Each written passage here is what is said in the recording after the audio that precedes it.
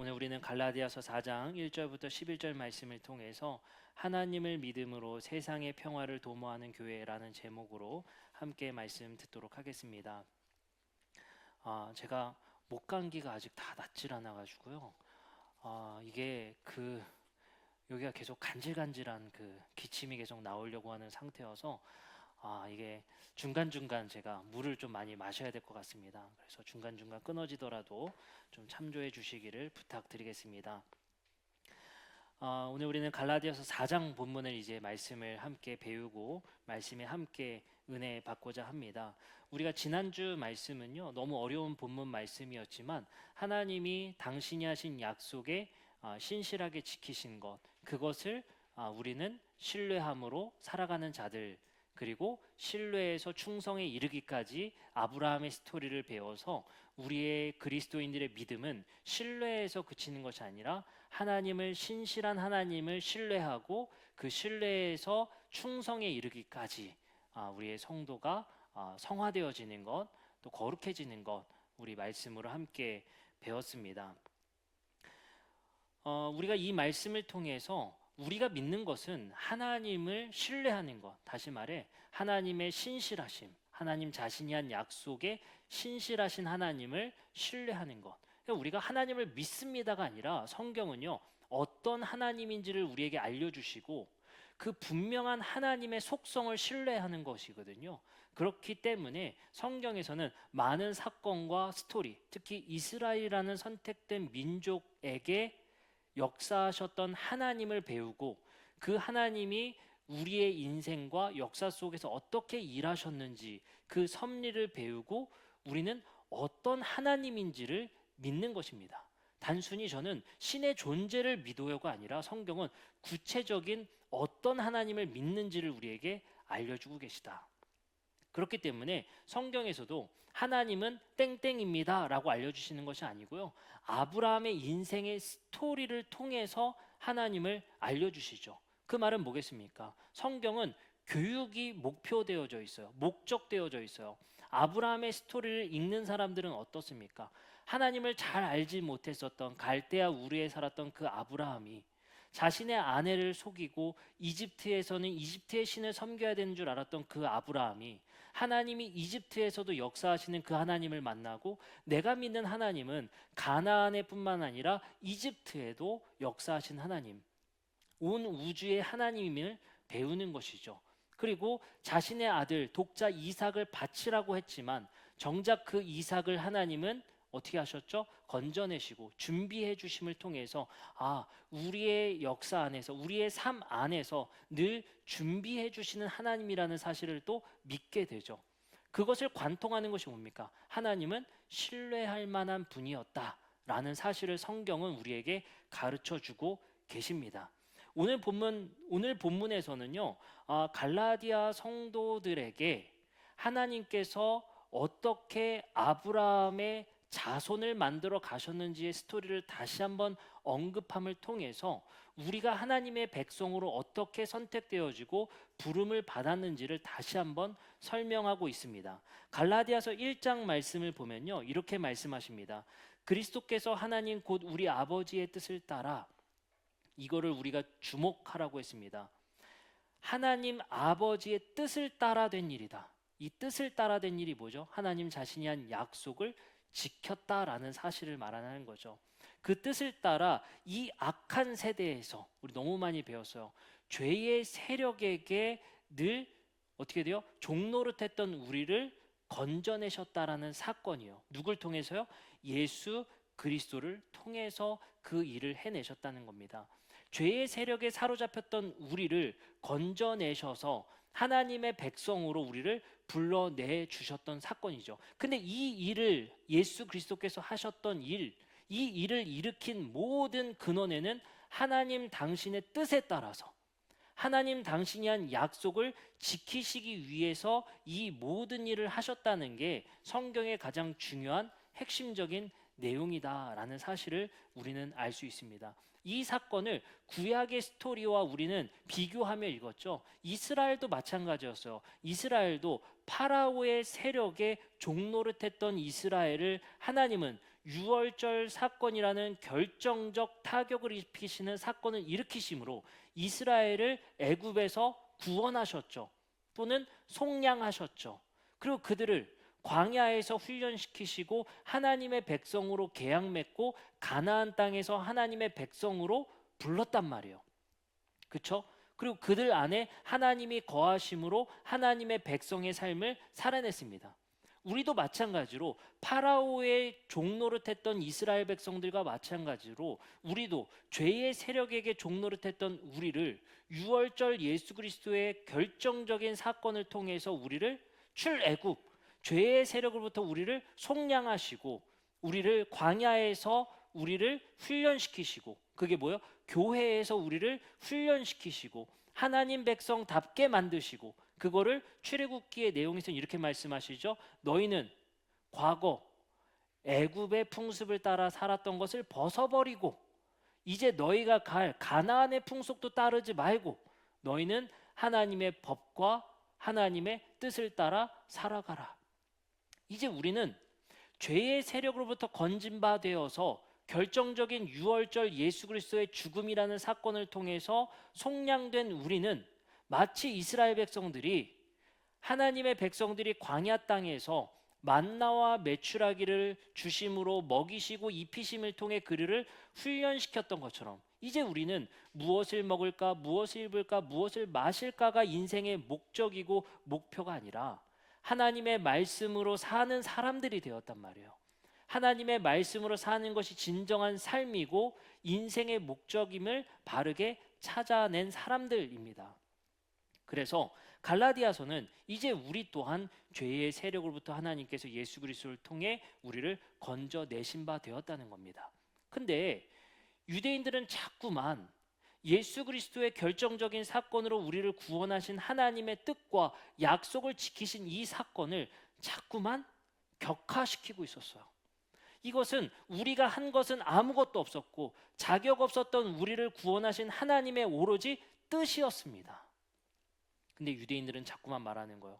근데 너희들은 왜 할례를 안 하고 음식을 가려 먹지 않고 율법을 지키지 않느냐라고 자꾸 유대 그리스도인들은 이방 그리스도인들에게 자꾸 강요하게 됐던 것입니다. 근데 바울의 논지는 이런 겁니다. 우리 이방인들이 구원받은 방법과 유대인들이 구원받은 방법은 달랐다는 것입니다. 유대인들은 하나님의 백성으로서 율법이라는 체계 속에서 아브라함의 자손으로 만드셨지만 우리 이방인들은 율법이 아니라 믿음으로 하나님의 백성을 만드셨다는 것입니다.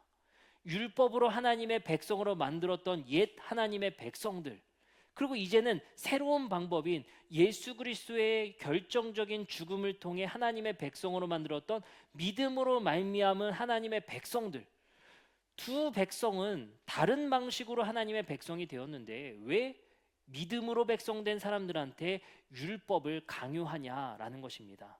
오늘 본문 갈라디아서 4장 5절에서는 이렇게 말씀하십니다. 율법 아래에 있는 자들, 여기 누구죠? 유대인들이에요. 율법 아래에 있는 자들은 유대인들입니다. 율법 아래에 있는 자들을 속량하시고, 과거형이죠. 속량을 하셨다는 거예요. 그 말이 뭡니까? 율법 아래에 있던 유대인들도 하나님이 어떻게 하셨어요? 이집트로부터 구원하셨죠. 해방시켰고, 그리고 뭐예요? 그들은 우리로 아들의 명분을 얻게 하려 하심이라 라고 말씀하십니다. 그들은 하나님의 백성으로 만들어가는 그 첫 시작이었다라고 설명하고 있어요. 자, 이 이야기를 다시 한번 살펴봅시다. 누가복음 1장 72절에서 74절은요 이렇게 말씀하십니다. 우리 조상을 긍휼히 여기시며 그 거룩한 언약을 하나님이 기억하셨으니 곧 우리 조상 아브라함에게 하신 맹세라. 우리가 원수의 손에서 건지심을 받고, 여기서는 좀 다르게 표현했어요. 아까는 속량하시고, 여기서는 뭐예요? 우리가 원수의 손에서 건지심을 받고, 이 모든 것, 유대인들 또한 하나님의 백성으로 건지심을 받은 것은 그 거룩한 언약을 기억하시고 아브라함에게 하신 맹세를 지키셨기 때문에 그 일이 되었다라는 사실을 우리에게 말씀하고 계시는 것입니다. 그 아브라함은 그에게 선택되었을 때 하나님께서는 그에게 이렇게 약속하셨었죠. 창세기 12장 1절입니다. 여호와께서 아브라함에게 이르시되 너는 너의 고향과 친척과 아버지의 집을 떠나 내가 내게 보여줄 땅으로 가라. 내가 너로 큰 민족을 이루고 내게 복을 주어 내 이름을 창대하게 하리니 너는 복이 될지라. 너를 축복하는 자에게 내가 복을 내리고 너를 저주하는 자에게 내가 저주하리니 땅의 모든 족속이 너로 말미암아 복을 얻을 것이라 하신지라. 바울은요, 이 구절을 굉장히 중요하게 생각했어요. 3절만 다시 한번 띄워주세요. 땅의 모든 족속이 너로 말미암아 복을 얻을 것이라 하신지라. 아브라함의 선택은 율법 아래에 있는 이스라엘 유대인만을 위한 것이 아니라 너로 말미암아 복을 얻게 하려는 그 첫 시작이었다. 이걸 아브라함은 매우 강조한단 말이에요. 아브라함은 그 시작일 뿐이지 너만을 위한 것, 너의 민족만을 위한 것, 율법 아래에 있는 자들만을 위한 것이 아니라는 것을 분명히 하는 거예요. 너를 통해 모든 족속이 복을 얻게 하기 위한 선택이었다는 것을 바울은 강조합니다. 그래서 갈라디아서 3장 8절에 똑같이 반복합니다. 이렇게 말씀하십니다. 또 하나님이 이방을 믿음으로 말미암아 의로 정하실 것을 성경이 미리 알고 먼저 아브라함에게 복음을 전하되 모든 이방인이 너로 말미암아 복을 받으리라 하였느니라. 여기서 단어를 고쳤어요. 아까 뭐라고 했죠? 땅의 모든 족속이 너로 말미암아 복을 얻을 것이라 했는데 이번엔 바울이 그 말씀을 살짝 고쳐서 이렇게 표현해요. 모든 이방인이 너로 말미암아 복을 받으리라. 그렇죠? 모든 민족을 뭐로 고쳤어요? 모든 이방인이라고 고쳤어요.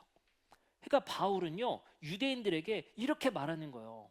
율법 아래에 있는 아브라함이 받은 그 율법이라는, 아브라함이 받은 그 할례라는 율법 아래에 있는 유대인들아, 그 할례와 모든 율법은 너희만을 위해서 준 것이 아니라 너로 말미암아 모든 민족, 다시 말해 모든 이방인이 복을 얻기 하기 위한 방법이었다라고 이야기하는 것입니다.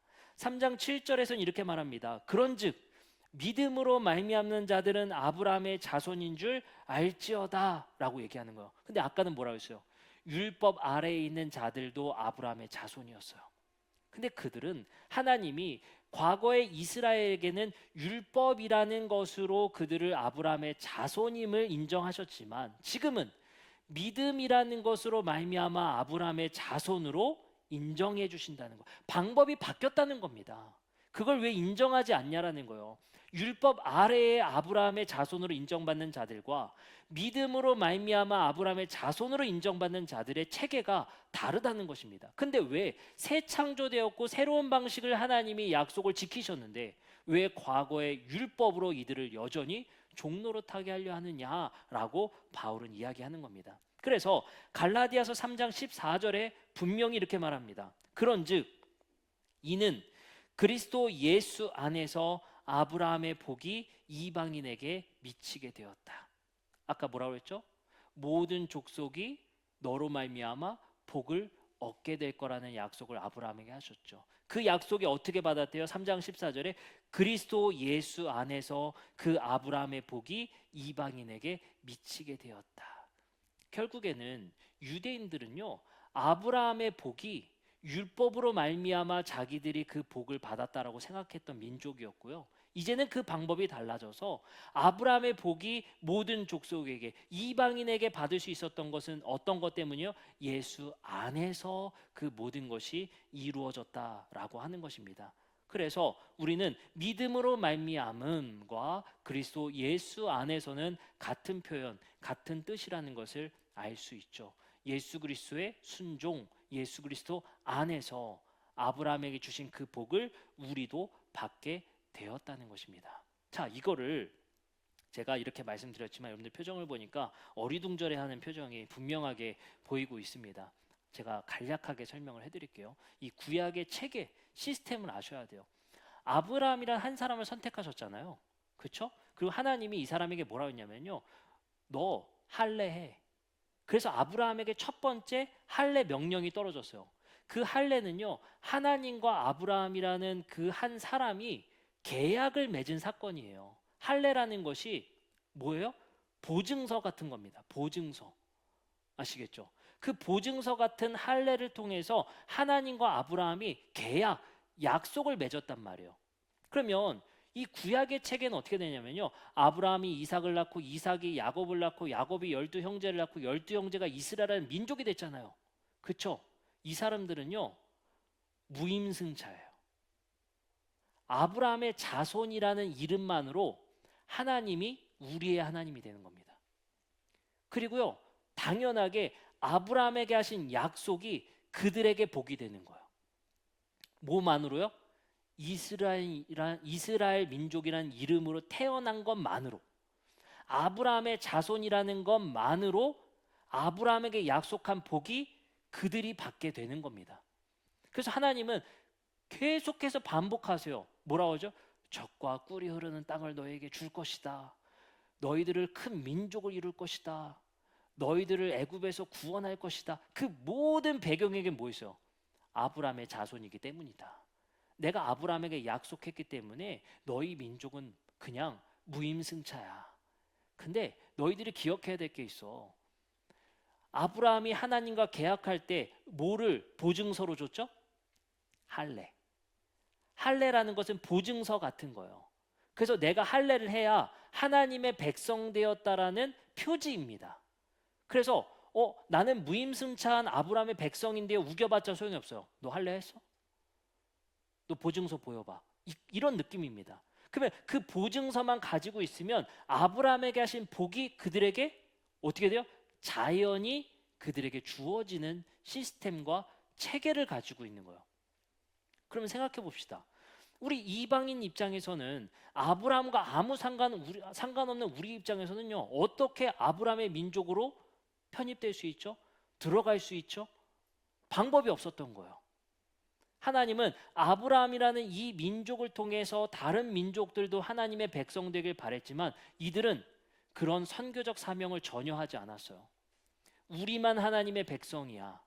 너희도 할례해. 그렇지 않으면 안 돼. 라고 아주 폐쇄적인 집단이 됐습니다. 그 말은 하나님의 본래 의도는 이 아브라함을 통해 모든 족속이 복을 받길 원하셨는데 우리만 복 받을래, 하나님은 우리만의 하나님이야 라는 것을 고집했단 말이에요. 그래서 하나님은 이 이스라엘 민족을 통한 너를 통해 모든 족속이 복을 받을 거라는 그 약속을 누굴 통해? 예수 그리스도를 통해 이 고인물을 흐르게 하신 거예요. 그래서 이제는 율법으로 말미암아 하나님의 아들이라 일컬음 받은 사람들의 이 폐쇄적인 것들 때문에 하나님은 예수 그리스도를 말미암아 믿음으로 말미암아 하나님의 백성으로 새롭게 그것에 아브라함의 자손으로 만들어 내신 겁니다. 그럼 이제 우리도 덩달아 뭐가 됐어요? 무임승차가 된 거예요. 아브라함에게 하신 그 복이 이제 우리의 복이 되게 되었다라는 것입니다. 그 유업을 우리도 받게 되었다라는 말입니다.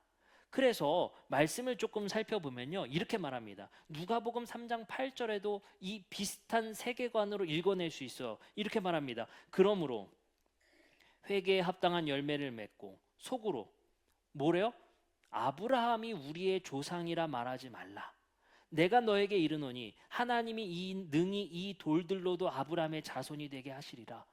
이게 지금 무슨 말을 하는 거냐면요, 세례 요한이 유대인들에게 한 이야기인데 이게 뭐라고 한 얘기냐면요, 너희들 제대로 된 하나님의 백성됨을 살지도 않고 할례했다는 거 하나만으로 속으로 아브라함의 조상이라고 함부로 말하지 말라는 거예요. 그리고 이렇게 말합니다. 하나님은 이 돌들도 아브라함의 자손으로 만들 수 있어. 그리고 놀라운 사건 한 가지가 나옵니다. 우리가 잘 아는 삭개오 이야기예요. 삭개오는 세리였으며 죄인이라 불림받은 자라고 얘기를 해요. 그 당시에 서기관들과 바리새인들이 예수가 삭개오 집에서 머물러 식사를 하고자 요청했더니 사람들이 뭐라고 수군댔냐면요, 그가 죄인의 집에 유하려 한다라고 비난했어요. 여기서 죄인은 뭡니까? 아브라함 자손 아닌 놈들을 의미해요. 그가 삭개오여서. 근데 그 죄인 아브라함이 아닌 자들의 집에서 예수가 식사하러 가셨단 말이에요. 그러더니 삭개오가 갑자기 예수에게 회개에 합당한 열매를 맺습니다. 이렇게 말하죠. 삭개오가 서서 주께 여짜오되 주여 보시옵소서, 내 소유의 절반은 가난한 자들에게 주겠사오며 만일 누구의 것을 속여 빼앗은 일이 있으면 내가 내 갑절이나 갚겠나이다. 이게 뭐예요? 회개에 합당한 열매를 맺습니다. 그러자 예수께서 뭐라고 선언하세요? 이렇게 말합니다. 예수께서 이르시되 오늘 구원이 이 집에 이르렀으니 이 사람도 누구다? 아브라함의 자손이다. 이 선언이요, 엄청나게 파격적인 사건인 거예요. 엄청나게 급진적인 사건인 겁니다. 왜요? 니네가 주장하는 할례라는 표지를 했다고 해서 아브라함의 자손이라 말했던 사람들에게 엄청나게 충격적인 사건이에요. 할례하지도 않았고요, 세리였고 죄인이라 여김받았던 사람이 아브라함의 자손이라 평가받았단 말이에요. 당대의 선지자라 여겼던 예수에 의해서. 그래서 사람들이 얼마나 충격받았겠어요. 이 사건이요, 초대교회 사람들이 이 이야기를 읽었을 때 어떻게 이야기가 받아들여졌겠어요? 유대인들이 이 사건을 받아들였을 때 어떻게 받아들여졌겠어요? 야,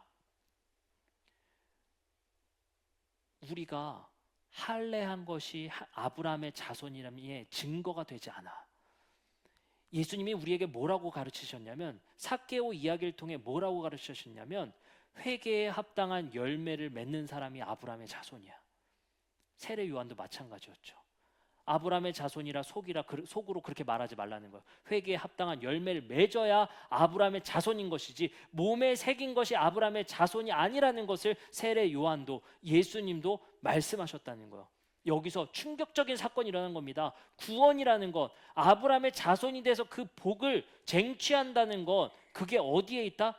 율법 지켜서가 아니라 제대로 사는 것, 회개에 합당한 열매를 맺는 것, 그것이야말로 진짜 하나님의 백성 되는 거야.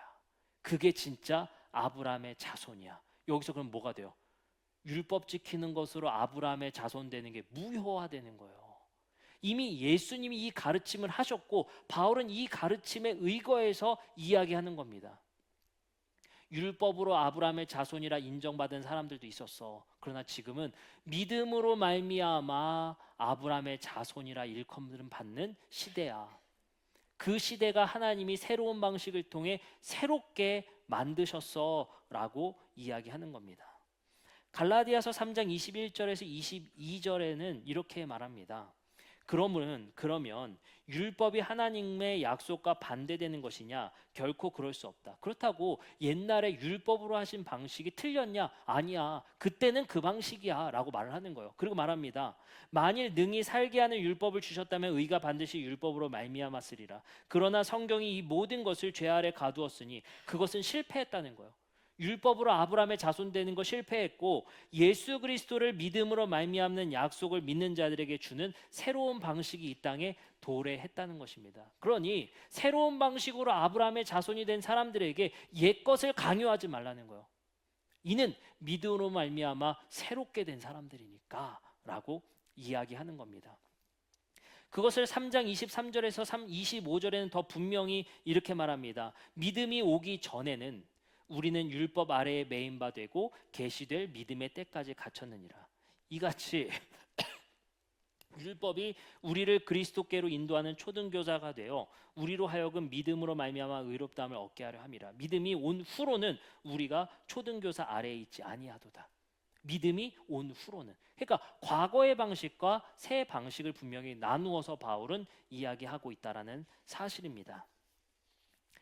이제 오늘 본문 결론을 우리는 볼 수 있을 것 같습니다. 갈라디아서 4장 8절부터 9절의 말씀입니다. 그러나 너희가 그때에는 하나님을 알지 못하며 본질상 하나님이 아닌 자들에게 종노릇 하였더니 이제는 너희가 하나님을 알 뿐만 아니라 더욱이 하나님이 아신 바 되었거늘 어찌하여 다시 약하고 천박한 초든 학문으로 돌아가서 다시 그들에게 종노릇 하려 하느냐? 왜 옛 방식으로 돌아가려 하냐는 거예요. 새로운 방식으로 하나님의 백성들을 만드셨는데 라고 말하는 겁니다. 똑같이 이렇게 말합니다. 10절부터 11절입니다. 너희가 날과 달과 절기와 해를 삼가 지키니 내가 너희를 위하여 수고한 것이 헛될까 두려워하노라. 왜 자꾸 옛 방식들로 돌아가려 하냐라는 거예요. 하나님이 당신의 약속을 새로운 방식으로 지키셨는데, 새로운 방식으로 하나님의 백성을 만드셨는데 왜 옛 방식으로 돌아가려 하느냐라는 거예요. 그럼 오늘 말씀의 결론은 뭐냐면요, 새로운 방식으로 만들어진 하나님의 백성들은요 완전히 새로워졌어요. 예레미야서 31장에 새로운 방식으로 하나님의 백성이 된 사람들은요 어떻게 살아가냐면요 이렇게 말합니다. 여호와의 말씀이라 보라 날이 이르니 내가 이스라엘 집과 유다 집에 새 언약을 맺으리라. 이 언약은 내가 그들의 조상의 손을 잡고 애굽 땅에서 인도하여 내던 날에 맺은 것과 같지 아니하다. 내가 그들의 남편이 되었어도 그들이 내 언약을 깨뜨렸습니다. 여호와의 말씀이에요. 그러나 그날 후에 잘 보세요. 내가 이스라엘 집과 맺을 언약은 이러하니 곧 내가 나의 법을 그들의 속에 두며 그들의 마음에 기록하여 나는 그들의 하나님이 되고 그들은 내 백성이 될 것이라. 여호와의 말씀이라. 이제 율법을 어디요? 마음의 법에 새긴다는 거예요. 문자 조문에 있는 것이 아니라 마음의 양심에 두겠다는 거예요. 그래서요, 뭐가 달라졌는 줄 아세요? 과거 율법 아래에 있던 이스라엘 백성들은요, 몸에 새긴 율법, 바로 할례를 통해서 하나님의 백성임을 자부했다면, 이제 우리는 그것이 보증이었다면, 이제 우리는 성령, 내 안에 영이 보증이 되어 주셔서, 몸이 아니에요, 영 안에 보증이 되어 주셔서 내 안에 양심이 작동한다는 거예요. 이것이 제가 표현은 양심이라고 했지만 성경적 언어로는 내 마음의 법이 작동하기 시작했다는 거예요. 선한 법이 내 안에 이르게 됐다는 거예요. 그럼 우리는 유대인들처럼요, 문지방에 율법을 걸어놓고 터치하며 나가면서 늘 신명기의 율법을 지키기 위해서 애쓰며 살아가는 자들이 아니라, 그 율법이 문자에 있는 것이 아니라 내 마음 안에서 하나님이 작동하게 하시겠다는 거예요. 그래서 마지막에 이렇게 말씀하십니다. 34절. 그들이 다시는 각기 이웃의 형제를 가르쳐 이르기를 너는 여호와를 알라 하지 아니하리니 이는 작은 자로부터 큰 자까지 다 나를 알기 때문이라. 왜요? 하나님을 알게 하시겠다는 거예요. 알아갈 필요 없이 알게 하시겠다는 겁니다. 뭐가요? 마음의 영이. 그러니 우리는요, 몸에 새긴 것으로 세상 사람들한테 그리스도인됨을 밝히는 것이 아니라 내 마음 안에 있는 영이 내 안에서 작동하게 된다는 것입니다. 그것을 우리는 세상의 마음의 법칙으로는 양심이라고 표현하겠지만, 우리 그리스도인들은 성령의 영이 내 안에서 늘 브레이크를 잡으시고 좋은 일을 하게 하신다는 거예요. 제가 늘 주례하면서, 그 청년들 주례, 결혼 주례를 하면서 하는 얘기가 있어요. 뭐냐면, 제가 길진 않지만 결혼 생활을 해보니까 제일 중요한 게 머릿속에 계산기를 빼는 거예요. 그게 무슨 이야기냐면요, 너 이랬으니까 나도 일할래, 이 생각을 버려야 평화가 옵니다. 그렇죠? 이것 때문에 참 많이 싸웠던 것 같아요. 저도. 왜냐하면 교회에서 사역하고 이제 저녁에 집에 가잖아요. 집에 가면 저희 와이프가 육아휴직할 때 아이 키우면서 아침부터 저녁까지 신생아 키우잖아요. 6시까지 이제 집에 들어가요. 들어가서 이제 저희 와이프가 대뜸 저한테 그런 거죠. 이제부터는 당신이 봐. 근데 저도 열이 뻗치는 거예요. 나도 지금까지 일하고 왔는데 다시 지금부터 육아를 하라니. 그게 늘 부딪히는 겁니다. 내가 일했으니 너도 일해. 나는 이해했는데 너는 왜 일만 해? 이걸로 싸우는 거거든요. 그게 뭐예요? 머릿속에 늘 우리 인간은요, 계산기를 두드리게 돼 있어요. 이거 가지고 늘 갈등이 생깁니다. 그렇죠? 그러니 이게 갈등을 보면은 육아도 일이다, 일도 일이다, 누가 일했냐, 이했냐. 근데 인간은 어쩔 수 없이 머릿속에 이 계산기를 두드리거든요. 아무리 사랑해도요, 내가 콩깍지가 씌어서 너무 사랑할 때 빼군요, 계산기 두들겨요. 그렇잖아요.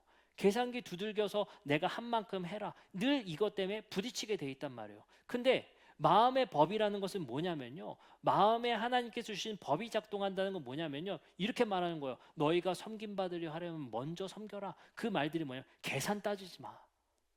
사람 돕는데 계산기 두드리지 마.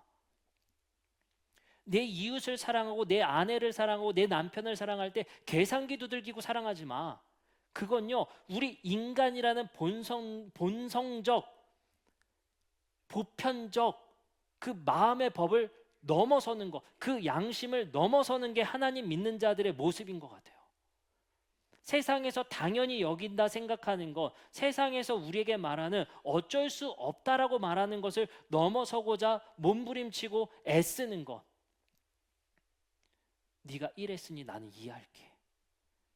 그 계산을 넘어서는 삶. 우리가요, 그들과 비슷하게, 뭐 지금이야 그들만큼 살았으면 좋겠다라는 게 교회에 대한 어떻게 보면 바램이겠지만, 진짜는요, 오늘 성경 예레미야서에서 말씀하신 것처럼 하나님이 마음의 법을 우리 마음 안에 두어서 그 영이 우리는 문자에 기록된 것에 멈추는 것이 아니라 마음의 법이 우리 안에 작동되게 된단 말이에요. 이것에 예민하게 우리의 삶 속에서 캐치를 해야 돼요. 그래서요, 우리는 이런 표현 많이 쓰죠. 마음에 감동이 있어서. 이거를 되게 쉽게 놓치지 말았으면 좋겠어요. 우리 마음 안에 하나님께서 성령을 통해서 우리 안에 말씀하시는 그 감동들을 쉽게 놓치지 않았으면 좋겠습니다. 아시겠죠? 제가 그래서요, 가끔씩 제 양심의 고백인데, 저희는 재활용을 아파트 단지가 주일에만 할 수 있어요. 아주 곤란해요. 그러니까 주일날 집에 갈 때요, 기쁘지가 않아요. 가서 저걸 또 해야 되네. 네. 그러니까 마음의 양심상 저도 집에 가면 피곤하니까 그냥 때려 붓고 싶거든요. 근데 마음에 어때요? 거리낌이 있어요. 그래, 내가 그 라벨지 한번 떼서 버려야지. 그래서 다시 주워 담을 때가 많습니다. 그래, 떼서 버리자. 그거 거기서 떼고 있어요. 네. 우리의 마음 안에 그냥 쏟아지 붓고 싶은 마음. 근데 우리는 그걸 세상에서 뭐라 그래요? 양심이라고 말하지만 저는 믿습니다. 성령이 나에게 말씀하신다는 것을. 우리가 불법을 자행할 때, 누군가에게 분노할 때 나의 마음 안에 거리끼는 마음이 드는 것은 우리 믿는 자들은 양심이 아니라 성령이 내 안에서 마음을 두드리고 계시다는 것. 그걸 놓치지 않았으면 좋겠어요. 그것이 하나님을 믿는 자들의 마음인 것 같습니다. 얼마 전 한 기사를 봤습니다. 그 기사의 내용을 여러분들께 알려드리면, 서울대 보건대학원 유명순 교수 연구팀이요, 지난 6월 한국 리서치에 의뢰해 실시한 설문조사를 했대요. 전국 대한민국 성인 남녀 1024명을 대상으로 했다고 합니다. 결과를 보면 대한민국 성인 남녀 1000명이 이렇게 대답했답니다. 장기적 울분 상태로 평가되는 비율이 49.2%에 이르렀다. 어떤 상태요? 장기적 울분 상태. 9.3%는 심각 수준 울분을 보였으며 특히 30대에서 13.9%로 심각한 울분 비율이 가장 높았다고 합니다.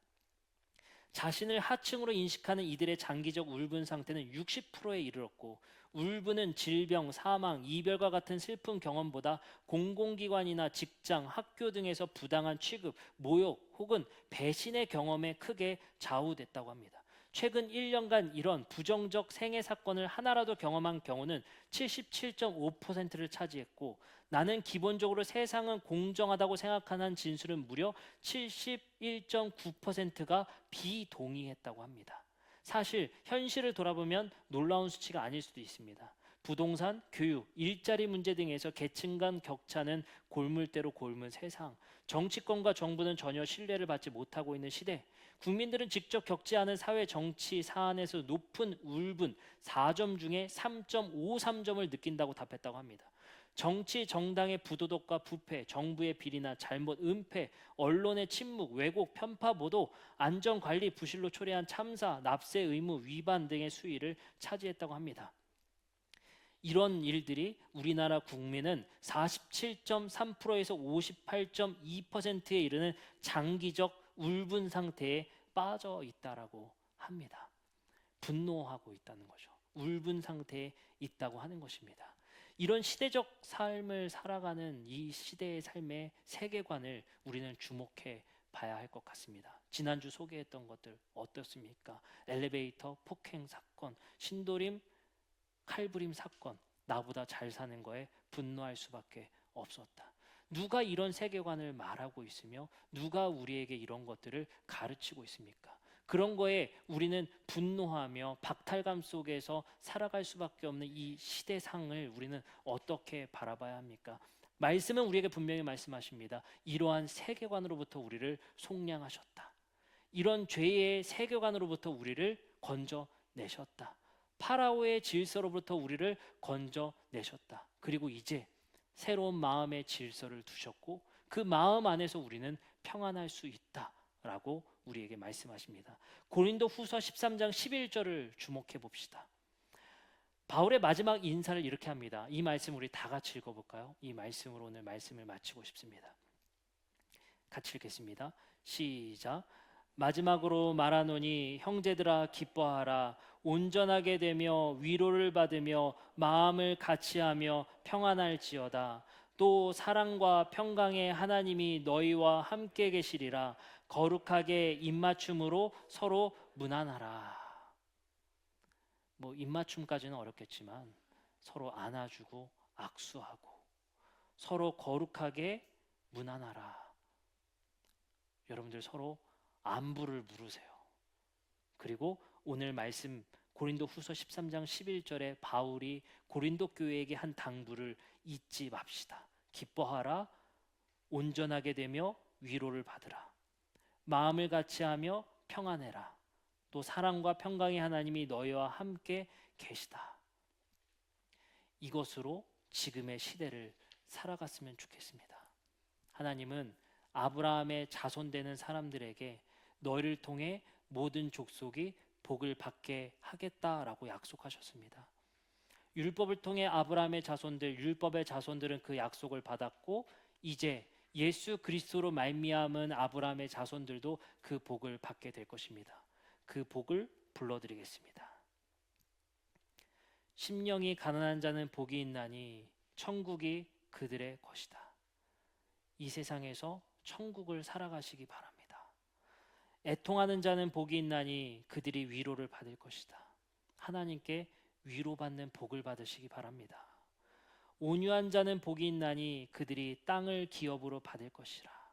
이 땅에서 하나님이 주신 기업을 받으실 것입니다. 의에 줄이고 목마른 자는 복이 있나니 그들이 배부를 것입니다. 목마르고 배부를 것에 가난에 걱정하지 마시기 바랍니다. 긍휼히 여기는 자는 복이 있나니 그들이 긍휼히 여김을 받을 것이라. 마음이 청결한 자는 복이 있나니 그들이 하나님을 볼 것이라. 화평케 하는 자는 복이 있나니 그들이 하나님의 아들이라 일컬음을 받으시기를 부탁드립니다. 이 시간 우리 함께 찬양하고 기도하는 시간 갖도록 하겠습니다.